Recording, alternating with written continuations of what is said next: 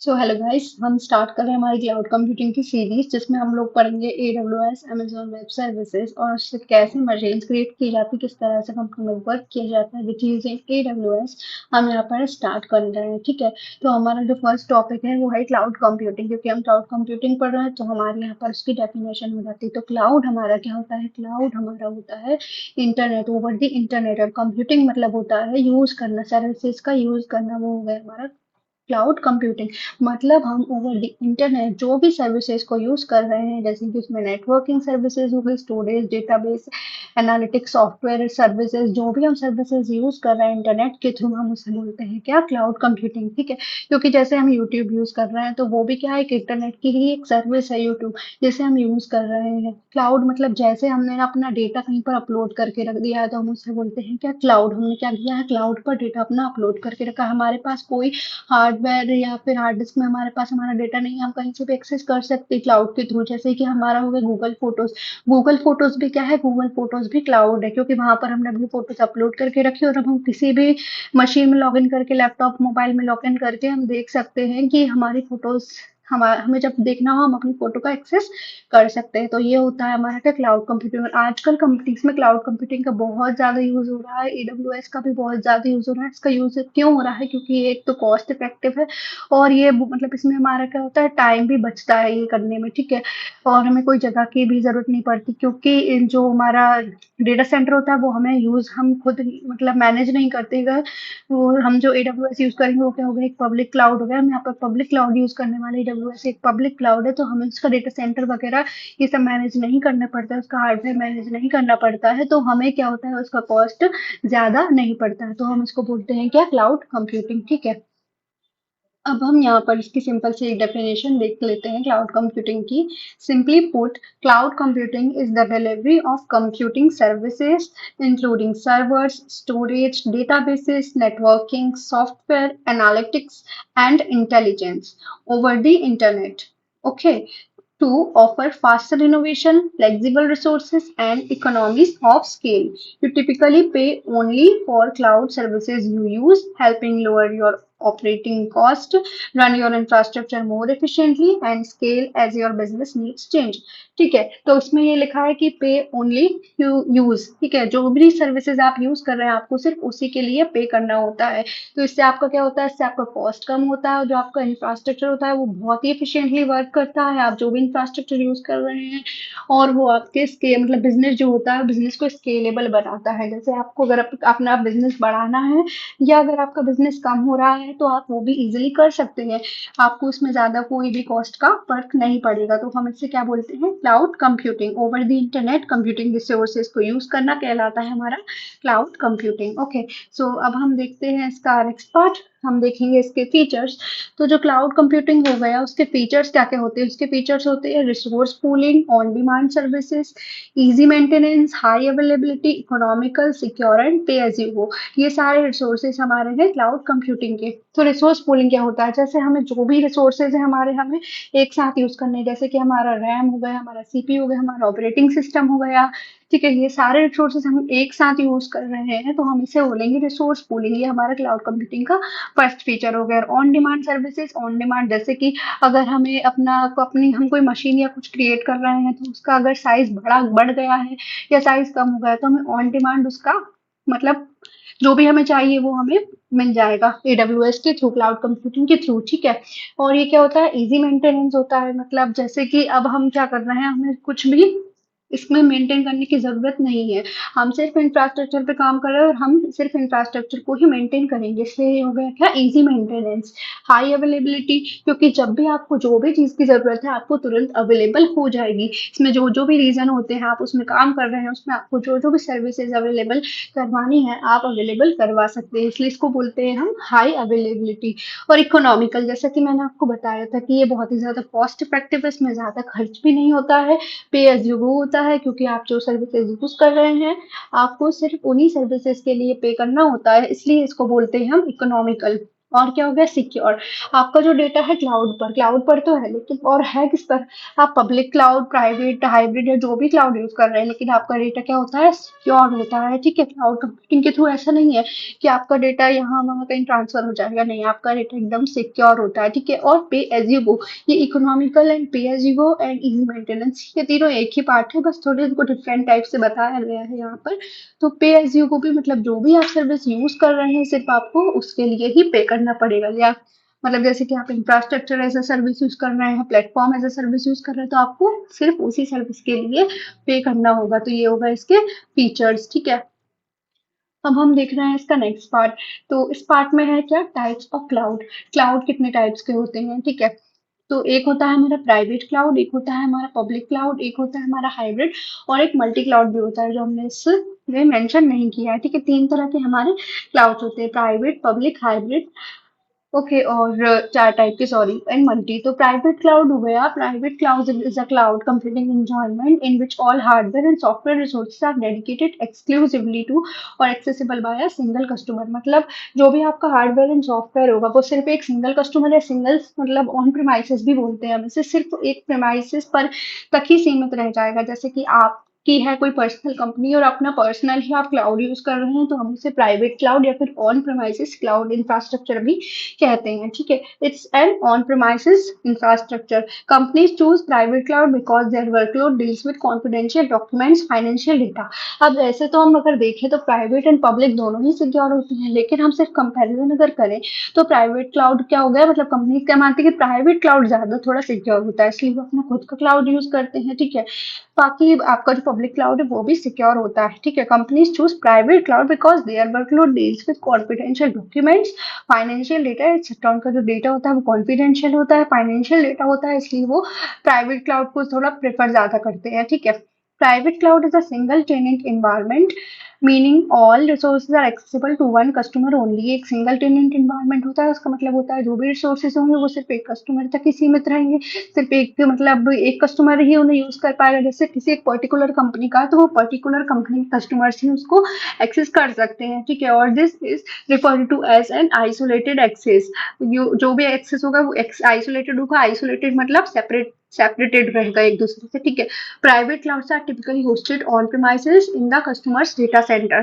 ठीक है, मतलब जो प्राइवेट क्लाउड होगा उनका जो डेटा सेंटर होगा वो भी खुद ही, मतलब उन्हें मैनेज करना पड़ेगा, थोड़ा इसका कॉस्ट ज्यादा पड़ जाता है, इसलिए हम क्या करते हैं, हम पब्लिक क्लाउड यूज करते हैं। ठीक है, तो हम इसको देख लेते हैं एडवांटेजेस एंड डिसएडवांटेजेस। अभी जो हमने देखा है ये वही है फिर से। ठीक है, full control of hardware and software choices, मतलब हमें हार्डवेयर और सॉफ्टवेयर दोनों पर हमारा खुद का ही कंट्रोल होता है। Freedom to customise hardware and software in any way, ये हम देख रहे हैं कि एडवांटेजेस, मतलब हमें फ्रीडम होती है कि हम अपने हार्डवेयर और सॉफ्टवेयर को किसी भी तरह से कस्टमाइज कर सके। अब जैसे कि हमारे पास ही पूरा एक्सेस है हमारे डीसी का, तो हम उसको कस्टमाइज कर सकते हैं कि हम उसको किस तरह से यूज करेंगे। Greater visibility into security and access control as workload is behind customers firewalls, मतलब विजिबिलिटी होती है, सिक्योरिटी भी ज्यादा होती है, क्योंकि जो वर्कलोड होता है वो फायरवॉल के पीछे होता है। ठीक है, फायरवॉल तो वैसे हम दोनों में यूज करेंगे और अभी आगे वीडियोस में देखेंगे कि व्हाट इज फायरवॉल। ठीक है, तो आपको टेंशन लेने की जरूरत नहीं है, फायरवॉल का भी हम आगे चल के पढ़ाएंगे। तो अभी आप देख लीजिए, मतलब ये थोड़ा ज्यादा सिक्योर होता है ऐसा बोलने के लिए है। और अब हम देखते हैं इसके डिसएडवांटेजेस। तो इसके डिसएडवांटेजेस क्या होगा कि higher cost of installing hardware and software. आप देखो, जैसे अगर हम खुद ही अपना हार्डवेयर यूज कर रहे हैं तो हमें क्या होगा, मतलब उसका कॉस्ट भी ज्यादा होगा इंस्टॉल करने के लिए। Infrastructure management cost is high, अब हम पूरा इंफ्रास्ट्रक्चर खुद ही मैनेज कर रहे हैं तो उसका कॉस्ट भी हाई होगा। ठीक है, लिमिटेड फ्लेक्सिबिलिटी, तो फ्लेक्सिबिलिटी भी होगी वो थोड़ी लिमिटेड होगी, क्योंकि ये ना प्राइवेट क्लाउड है, अब हमको इसमें उतनी ज्यादा सर्विसेज ये सब मतलब अवेलेबल नहीं हो पाएंगी ना, क्योंकि हम सिर्फ ऑन प्रीमाइसेस यूज कर रहे हैं। ठीक है, तो ज्यादातर जो कंपनियां होती है ना वो प्राइवेट भी करती है और पब्लिक भी करती है, मतलब वो हाइब्रिड क्लाउड यूज करती है। ओके, सो अब हम देखेंगे इसका नेक्स्ट, पब्लिक क्लाउड। तो पब्लिक क्लाउड क्या होगा? Public cloud is a multi tenant cloud environment where the same computing resources are shared among multiple customers, sometimes hundreds or thousands of them। मतलब जो पब्लिक क्लाउड हो गया वो जो क्या होता है, पब्लिक प्रेमाइसेस पे यूज किया जाता है, मल्टी टेनेंट क्लाउड एनवायरनमेंट होता है। Same computing resource are shared among multiple customer, यानी कि बहुत सारे कस्टमर्स यूज़ करते हैं सेम कंप्यूटिंग रिसोर्सेज को, और वो मतलब बहुत ज़्यादा हो सकते हैं, कितने भी कस्टमर्स हो सकते हैं, हंड्रेड्स और थाउजेंड्स ऑफ देम, मतलब उससे भी ज़्यादा हो सकते हैं, ठीक है। In public cloud and independent cloud services provider own and maintains the infrastructure. इसमें क्या होता है, क्लाउड सर्विस प्रोवाइडर होता है, मतलब हमारा जैसे कि हम पब्लिक क्लाउड यूज करें तो हमें उसे खुद मैनेज नहीं करना होगा, उसका एक क्लाउड सर्विस प्रोवाइडर होगा जो वो सब मैनेज करके देखेगा। और ऐसा ही एक क्लाउड सर्विस प्रोवाइडर है हमारा AWS, ठीक है।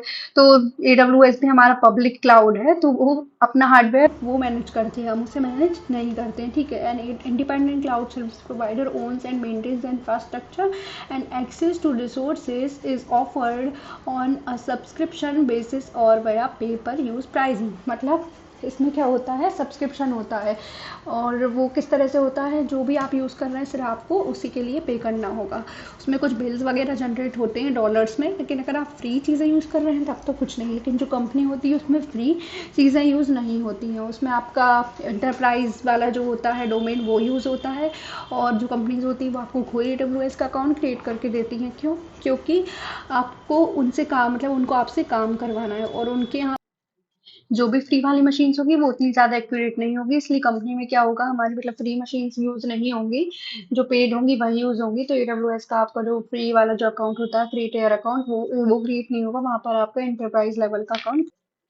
तो पब्लिक क्लाउड में क्या होता है कि customer doesn't have to maintain any hardware and no need for DC management. DC क्या होता है, डेटा सेंटर होता है, जहाँ पर भी हमारा जो क्लाउड है उसका हार्डवेयर होता है। जैसे कि आप इंटरनेट यूज कर रहे हैं तो उसका भी कहीं ना कहीं हार्डवेयर तो होगा ही, तो वो हार्डवेयर आपको पता है या नहीं पता है, मैं आपको बताती हूँ कि अगर जो सबमरीन केबल्स होती हैं, जो अंडर वाटर जो केबल्स होती है, कम्युनिकेशन केबल्स, वही आपकी इंटरनेट के लिए वर्क करती हैं। अंडर वाटर मतलब आप इंटरनेट पर सर्च करेंगे और देखेंगे कि वहाँ पर सबमरीन कम्युनिकेशन केबल्स अगर आप सर्च करेंगे तो आपको दिखेंगे कि एक समुद्र के अंदर बहुत सारी केबल्स होती हैं, तो उसी से आपका जो होता है इंटरनेट कनेक्टिविटी आपको मिलती है। तो ये हो गया हमारा पब्लिक क्लाउड। पब्लिक क्लाउड क्या होगा, जिसको multiple users, multiple customers use कर रहे हैं, तो वो होता है हमारा पब्लिक क्लाउड, और इसमें हमें डीसी मैनेजमेंट हमें खुद नहीं करना पड़ता है, उसका जो भी हार्डवेयर मैनेजमेंट हमें नहीं करना पड़ता है, और ये चीपर होता है किससे, प्राइवेट क्लाउड से, ठीक है।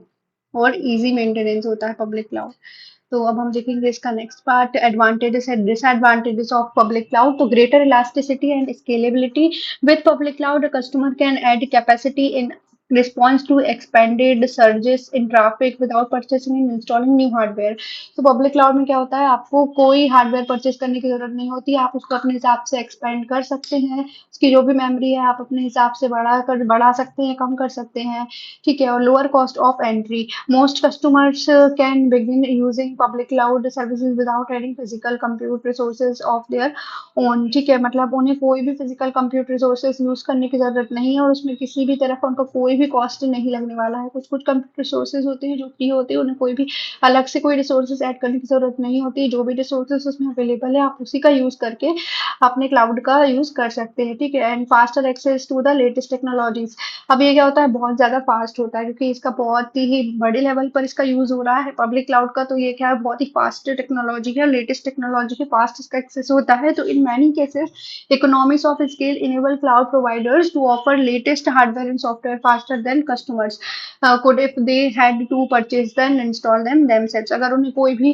सॉफ्टवेयर या कुछ परचेज करके इंस्टॉल करना है तो वो क्या है, मतलब जो भी ये सर्विस प्रोवाइडर है वो ये मेक श्योर करते हैं कि उनका जो भी है लेटेस्ट टेक्नोलॉजी उसमें इंस्टॉल हो सके, और उसका जो एक्सेस है वो भी फास्ट हो।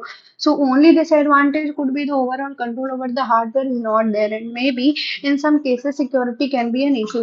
मतलब इसका सिर्फ एक ही डिसएडवांटेज है, क्या कि हमें जो है हार्डवेयर पर हमारा कंट्रोल नहीं है, हम उसे अपने हिसाब से कस्टमाइज नहीं कर सकते हैं।